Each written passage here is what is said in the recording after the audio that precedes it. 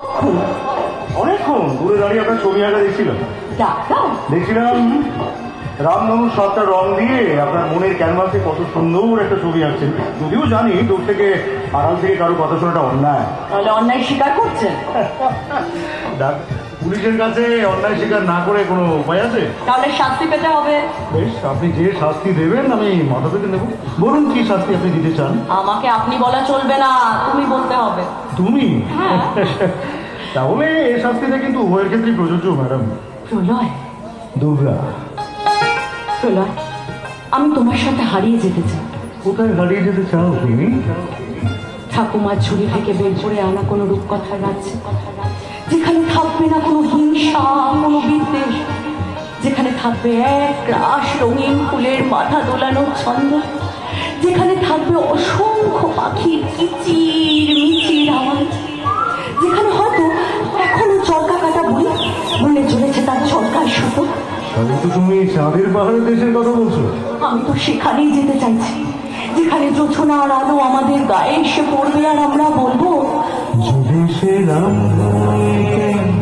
প্রেমীরা বেটালে চলো না সেই দেশে, কেউ খুঁজে পাবে না কথার গুঞ্জন, শুনবো দুজন কেউ শুনতে পাবে না।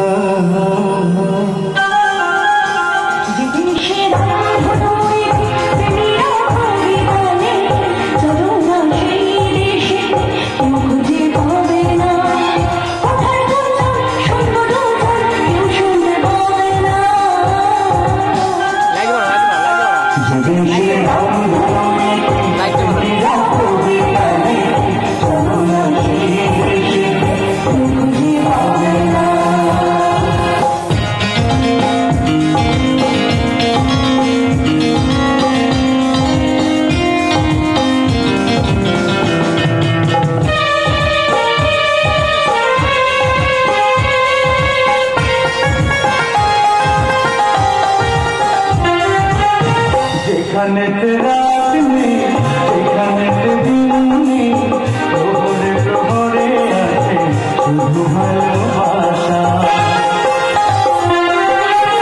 যেখানেতে রাত নেই, যেখানেতে দিন নেই, প্রহরে প্রহরে আছে শুধু ভালোবাসা। চারিদিকে কেউ নেই, কেউ নেই, কেউ নেই, আছে শুধু দুজনেই, দুজনেই, দুজনেই, কেউ তো জানতে পারবে না।